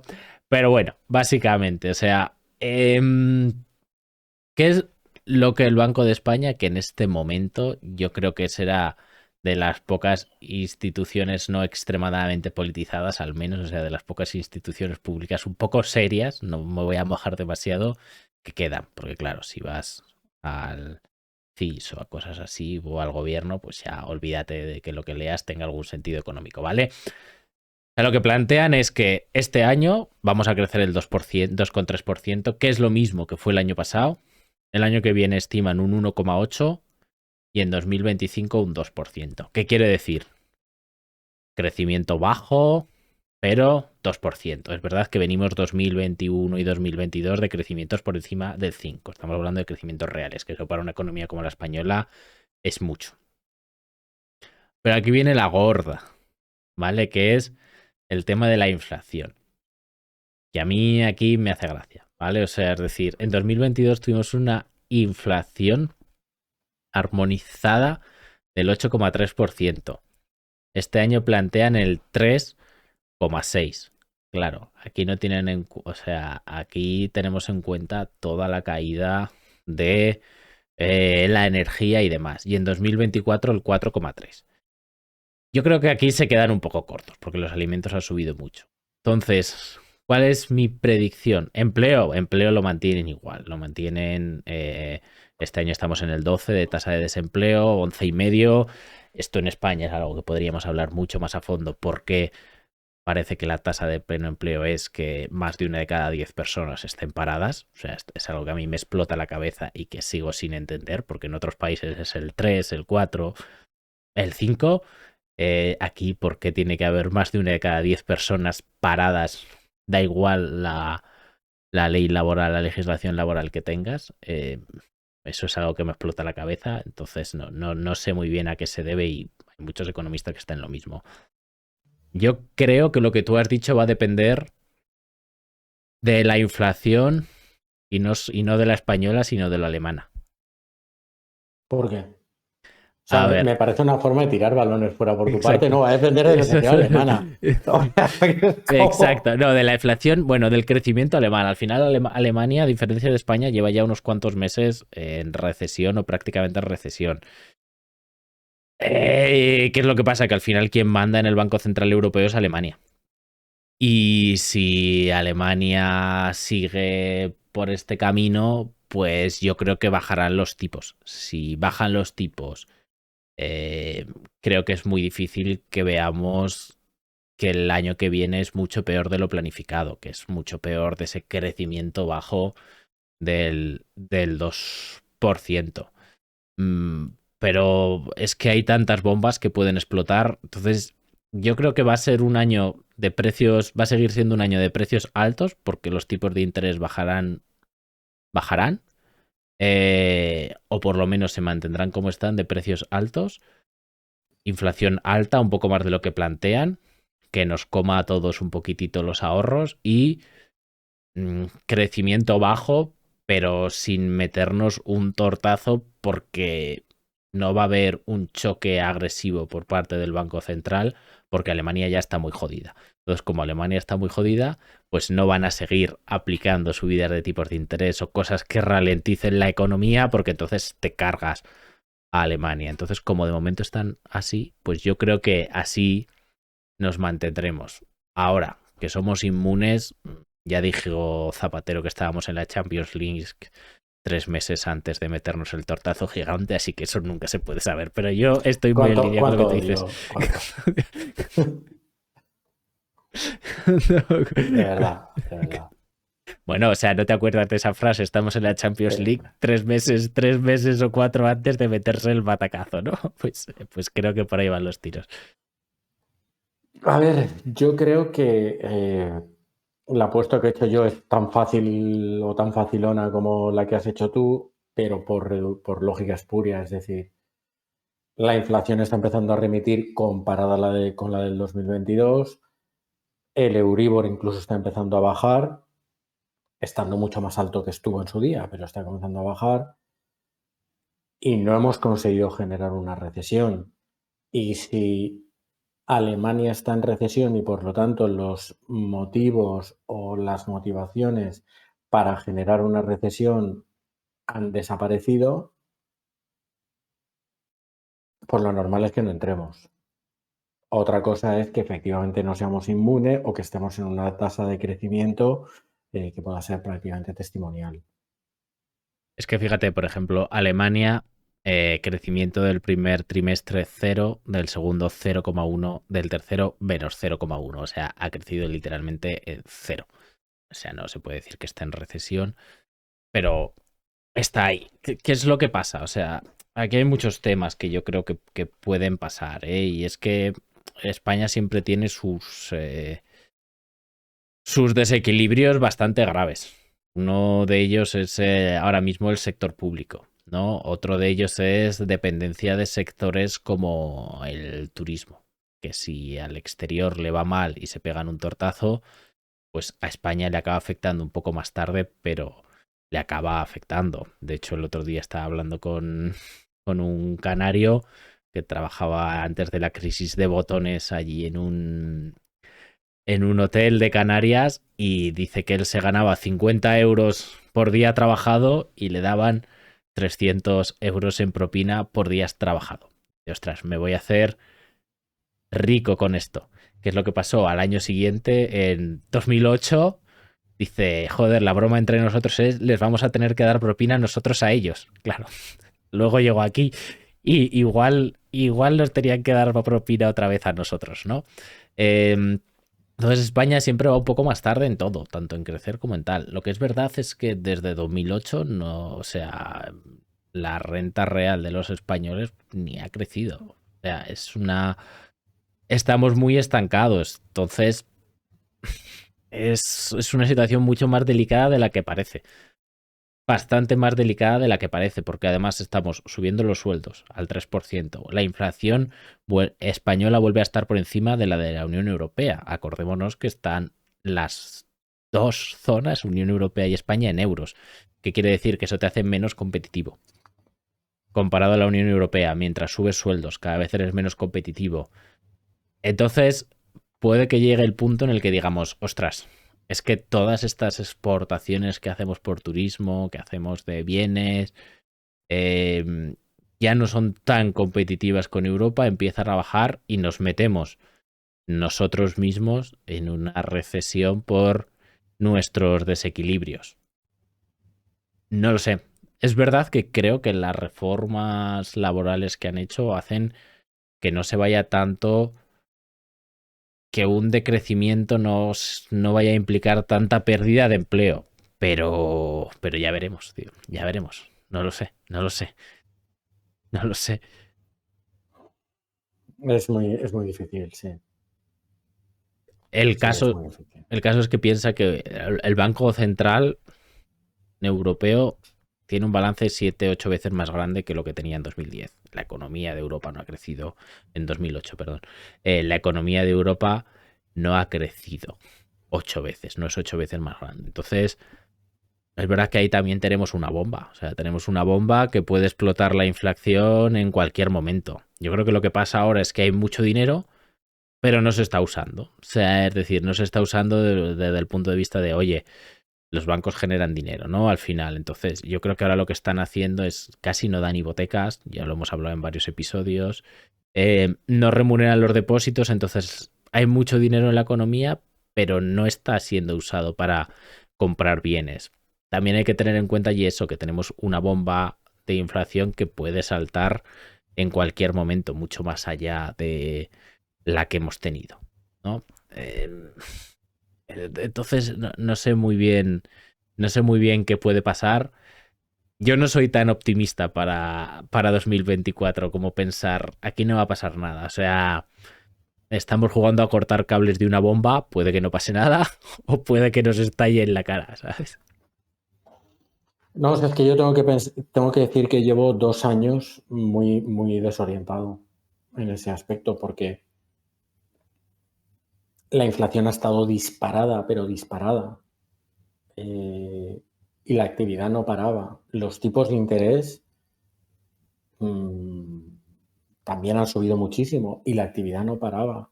Al final de la historia yo pienso que la familia media española, Pili y Paco, como tú los llamabas, que puedan tener entre 3 y 4 mil euros de ingresos limpios entre los dos al mes, pues si les ha subido un poco la hipoteca, al final los números les siguen saliendo, y si han salido un poco menos a comer o a cenar, o han salido igual, pero en lugar de 30 euros por persona han pagado 36, los números les siguen saliendo, porque el consumo no se ha visto demasiado afectado, no lo sé, por lo menos el ocio. Entonces dices, pues yo, por ejemplo, estoy esperando ahora febrero que Mercadona saque esos números del 23, por ejemplo. Me gustaría verlos. Bueno, eso es algo que podemos comentar. Igual aburre a la audiencia sobremanera, pero, pero Bueno, es un punto interesante. Pero, a ver, no lo sé, el tema...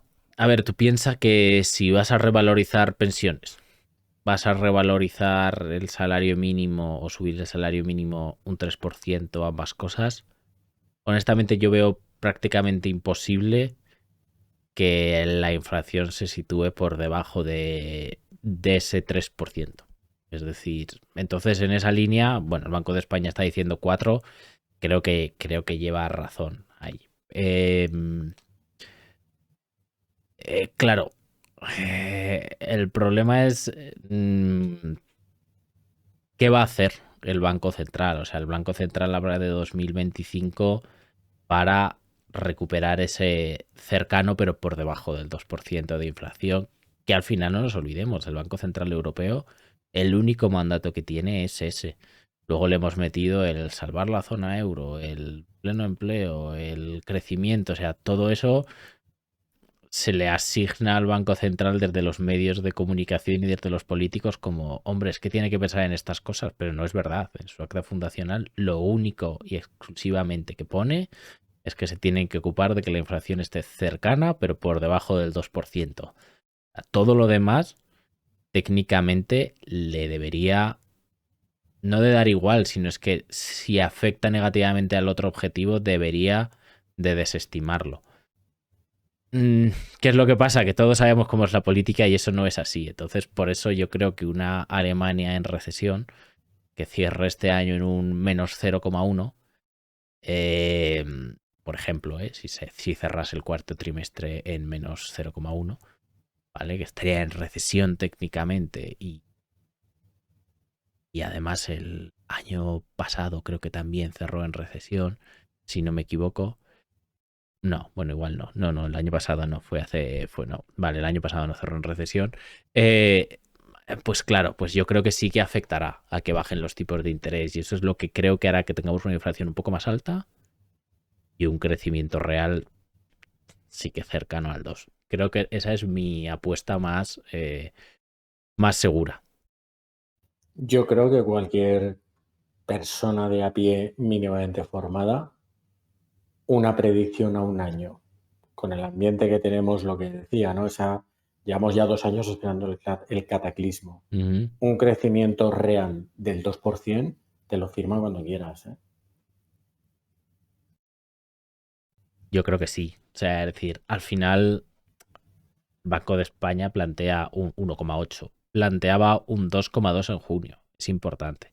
Por eso creo que no va a ser tanto también, porque aparte de que el propio Banco Central, Banco de España, de que el propio Banco de España ya ha planteado esas 4 décimas de crecimiento de bajada. Por eso creo que probablemente sea menos. Y lo mismo con la inflación, o sea, planteaba una inflación armonizada en 2024 del 3,6. Ahora la plantea del 4,3.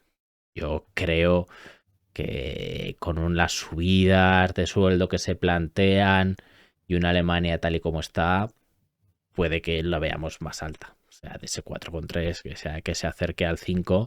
Pero bueno, es que depende de muchas cosas, porque al final depende por supuesto, de los precios de la energía, depende de un montón de historias que nosotros no controlamos. También es verdad que el Banco de España en sus análisis tiene que ser cauto. Entonces nosotros aquí podemos hacer lo que nos dé la gana. Nos podemos inventar y predecir lo que nos dé la gana.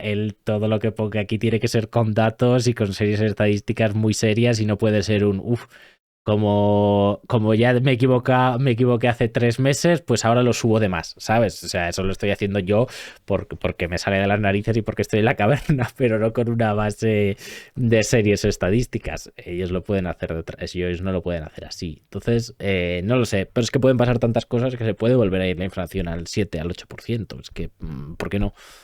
Y el crecimiento real que sea negativo. En Alemania ya está así. Yo ya te digo, si es un crecimiento real del 2%, vamos, te lo firmo ya. Venga, Totalmente. vamos a hacer una apuesta cuñadísima. Yo creo que el crecimiento estará entre el 1, medio punto para arriba, medio punto para abajo. No creo que pase del 1,5 el crecimiento real y lo mismo con la inflación. Creo que estará en el 5, medio punto para arriba, medio punto para abajo. No creo que cambie mucho de ahí. Pero entonces asumes que nos salvamos de la recesión. Yo creo que sí. Yo creo que sí que nos salvamos, pero por lo que te comento, porque Alemania ha entrado peor antes. Bajarán los tipos de interés y a la gente la veo muy animada en general en los negocios. Tú también tienes el tacto, ¿no? Del mercado de las empresas grandes y parece que hay cierta confianza. No sé si es una salida del COVID. A ver, pueden pasar muchas cosas, pero yo creo que sí que nos salvamos de momento de la recesión. No creo que sea como llaman, creo que va a ser un soft landing, ¿no? Un aterrizaje suave y no va a ser nos hemos estrellado. Claro, es que estamos todos un poco, y es normal, marcados por aquella recesión que es como Voldemort, ¿no? Es casi innombrable, o sea.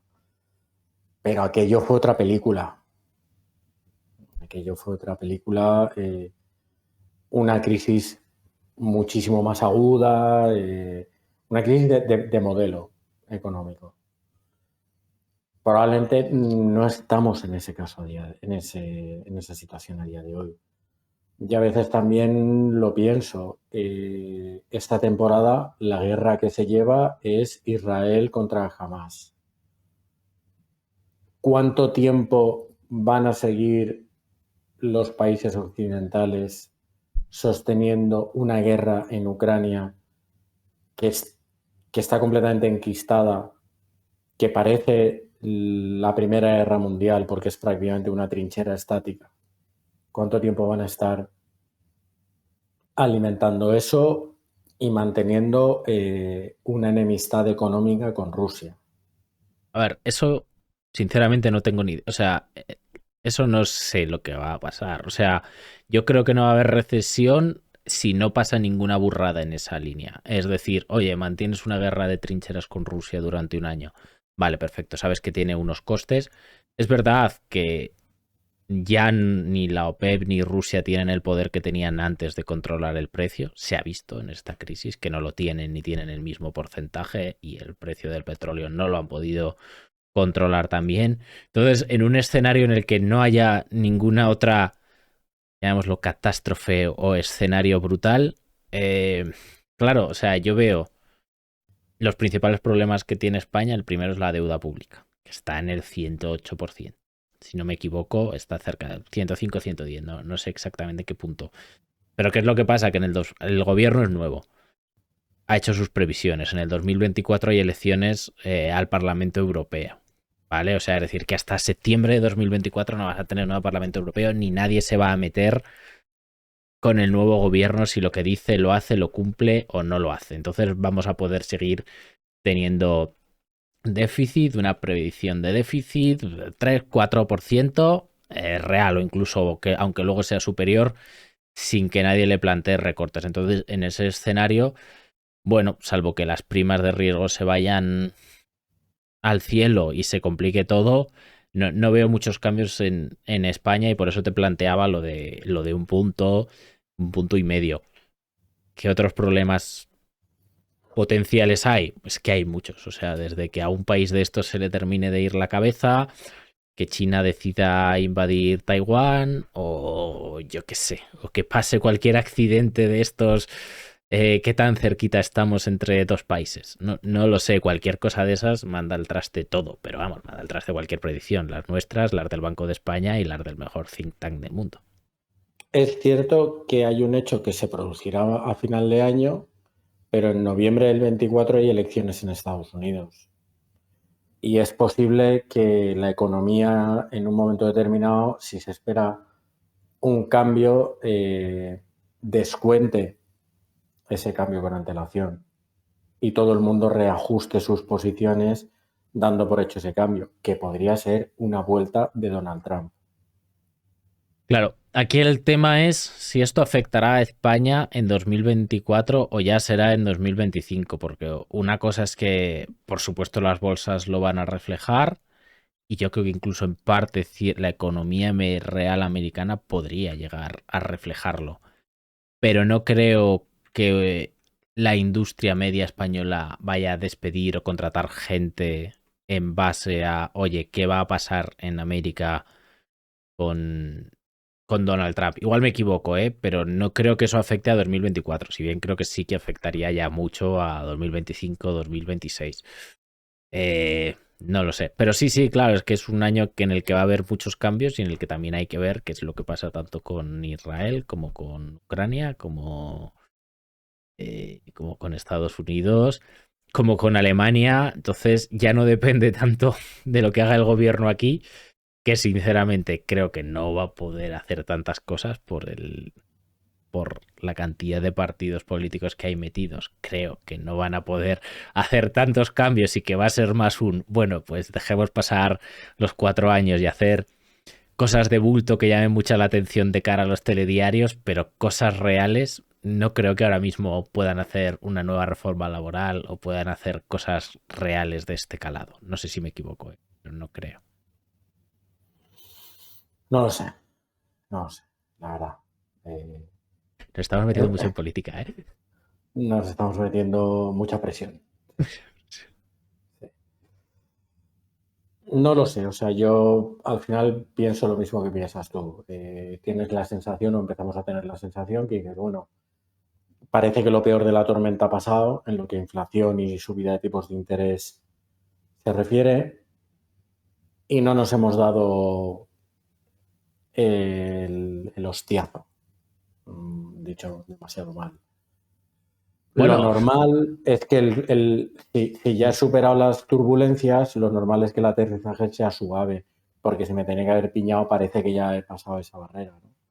Pero claro, es una predicción casi más basada en la lógica espúrea que en otra cosa. Claro, a ver, no nos hemos pegado el tortazo. A ver, no y sí. Si alguien que tuviese 100.000 euros en el banco, ahí en la cuenta corriente normal, a final de 2024, la bromica le va a haber costado reales 15, 20.000 euros. Es decir, Sí, de inflación. Al final no nos hemos sí. pegado el tortazo, no, porque los lo han ocultado, como hacían en las crisis de los 90, ¿no? Bien de inflación y bien tal, que no tiene, o sea, es decir, que no quiero decir que lo hayan hecho planificado, pero que claro. Pero es que yo creo que ahí también no nos dimos cuenta, pero de manera suave hubo un cierto cambio. Y ahora la gente está volviendo al producto financiero porque si tienes 100, 200 o 500.000 euros, el banco te vuelve a dar un tipo de interés suculento. Insisto en un dato que dimos aquí en la caverna. Hubo un momento que más de la mitad de la compraventa de las viviendas se hacía sin hipoteca. Es decir, el inversor o el ahorrador, mejor dicho, ahorrador de dinero, sí que se movió. Yo creo que sí que se movió y se metió en el mercado inmobiliario. Los fondos de inversión y fondos pequeños, hablo de private equity pequeño, venture capital pequeño y family office pequeño, tenían muchos inversores. Es decir, pienso que el ahorrador no se quedó quieto viendo cómo la inflación se disparaba. Ahora a todos estos les está costando más captar fondos, porque la gente ha vuelto a pensar, oiga, mire, yo he ganado 500.000 euros porque tengo una pyme y porque tengo dinero y me dedico a fabricar tuercas metálicas y me quiero dedicar a fabricar tuercas metálicas. Ya no quiero reunirme con nadie para comprar pisos y alquilarlos. Pero creo que la gente en un momento determinado sí se movió. Pienso. A ver, sí, mucha gente se movió, pero aunque te movieses, había una época en la que tampoco era tan difícil sacar esa rentabilidad. Luego no sé si los salarios reales no han subido al 8%. Es decir, que por ejemplo subió la inflación armonizada en el 2022, casi al 4 en el 21, que fue casi todo en la segunda mitad. Entonces, es un escenario, se plantea otra vez el 4, pero estamos hablando del 4, del 5 en 2024. Entonces, es un escenario nuevo dentro de la época euro. Para nosotros, porque siempre había estado muy controlada la inflación dentro de la época euro, si no me equivoco. O sea, creo que algún año de 5 sí que habíamos tenido, pero no habíamos tenido años del 8 y algo por ciento. Y si los alimentos y demás han subido incluso más. Entonces, sí que es verdad que ahí le han pegado un mordisco al dinero ahorrado, que también ha aliviado un poco a la economía, ¿no? La hace más productiva. Oye, quien haya ahorrado es un impuesto tremendamente injusto, pero bueno, quien haya ahorrado, pues mal, pero el Estado de repente, pues la deuda real que tiene es menor, porque la inflación ha subido y la deuda está escrita y debida en euros nominales, no en euros reales. Bueno, pues por ahí yo creo que se ha hecho un poco el ajuste, digamos. Yo creo, y aquí sí que me atrevo a apostar, que sí que se movió la gente, que el impacto en el ahorro no fue tan grande, porque la gente buscó alternativas y la gente se movió. Y creo que este año, si tal y como está siendo el producto financiero, empieza, producto financiero de lo más tradicional, ¿eh? O sea, estoy pensando en la mente, tengo plazo fijo cuando digo esto. Empieza a ofrecer al pequeño ahorrador un tipo de interés que empate la inflación, lo va a dar por bueno. No, si al final tú en el producto más seguro es a lo que juegas, a empatar la inflación, está claro. Tú si vas a un depósito bancario o algo similar, pero empatar un 5% es difícil, ¿eh? En un depósito con un Euribor al 4 y pico. Yo lo estoy viendo, ya. Sí, bueno, Sí. eso está bien, porque hasta hace unos meses ofrecían el 0%. Yo estoy viendo tipos entre el 4 y el 6. Ahorradores pequeños en lo que no es Warren Buffett, pero grandes para lo que es el dinero que suele tener una persona. Yo eso lo estoy viendo.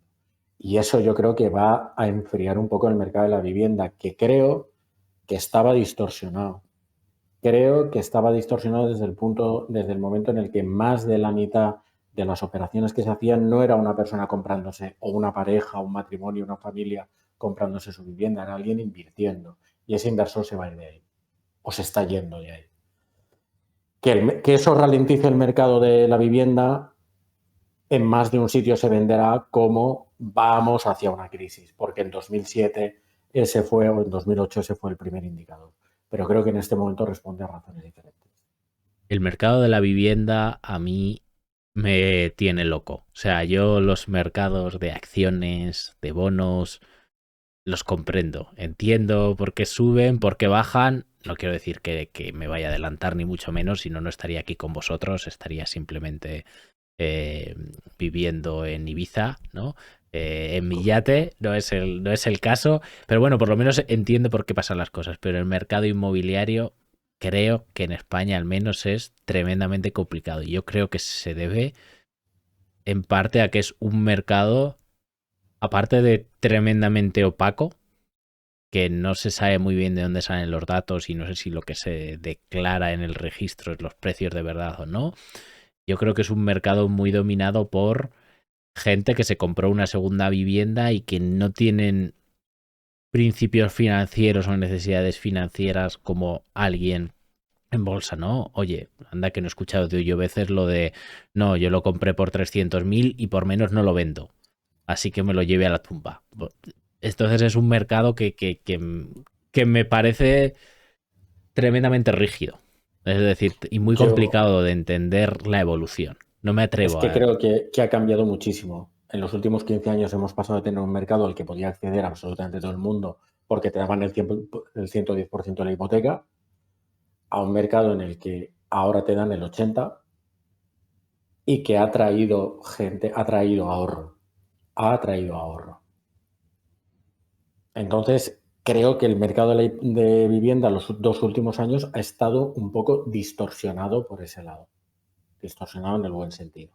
Creo que deberíamos descontar el efecto de la gente que se metió en ese mercado protegiéndose de la inflación y sintiéndose completamente desprotegida en el producto financiero, porque la renta fija cayó. No olvidemos que hemos visto en los 2 últimos años caer la renta fija. O sea, tú ibas a un producto bancario, y yo eso también lo he visto, que te había vendido, y hablamos de las entidades financieras que todos tenemos como de primerísimo nivel, te había vendido un producto de renta fija y estabas perdiendo dinero. Hombre, a ver, es comprensible. Si tú te han vendido un bono del Estado a 10 años al 1% de interés y de repente se coloca al 4%, como quieras ejecutar y vender ese bono, claro, o sea, es decir, pues, por 100 que pagaste igual te dan 70, 80. ¿Por qué? Porque es un bono no competitivo comparado con lo que puedes conseguir ahora yendo a la web de tesoro.es. Estando de acuerdo con lo que dices, creo que sí hay un dato que es fiable del mercado inmobiliario y es el número de hipotecas que se hacen. Si tú tienes, me lo invento, 100 ventas al año y 40 hipotecas, estamos hablando de un perfil de comprador. Esto está claro. Si tú tienes 90 ventas al año y 85 hipotecas, estamos hablando de otro perfil de comprador. Estoy de acuerdo y que más de la mitad de las hipotecas, o sea, de las casas, se adquieran a tocateja, es decir, sin hipoteca de por medio, implica que no se están adquiriendo por gente que la va a usar como primera vivienda. Es decir, que puede ser que sí, que tengas mucho dinero, te la compras como primera vivienda y vendas otra, pero lo normal es que digas, tengo ahorros, me voy a comprar una segunda casa para alquilar, etcétera. Te la compras como primera casa y dejas la tuya como segunda, ¿vale? Claro, no es lo mismo que alguien que pide el 80% de hipoteca porque va a ser la casa donde viva. Está claro, es un perfil completamente diferente. Claro. Ahora, el problema de ese comprador es cómo va a reaccionar, cómo reacciona luego en el mercado, porque tú en bolsa tienes un precio y tienes intercambios. Aquí en este mercado que es mucho más opaco, yo creo que hay mucha gente que casi se enamora de su liquidez y es como, bueno, pues ya cuando suba ya recuperaré el dinero. Entonces, aquí yo creo que la inflación, no sé cuánto han subido los precios de la vivienda, pero que la inflación al final es la forma que ha habido o que hay de que bajen los precios reales de las casas, porque los nominales es muy difícil que con ese comportamiento bajen. Creo, ¿eh? Bueno, ya veremos.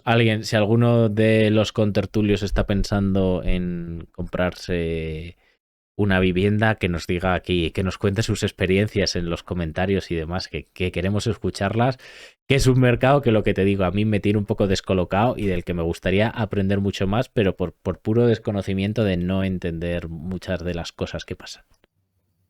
Es que ha cambiado mucho, entiendo. Sí, y sigue otra lógica completamente diferente, sigue otra lógica diferente a la de los mercados financieros, o al menos eso me parece a mí, ¿eh? Creo que sigue una lógica muy diferente. Entonces, bueno.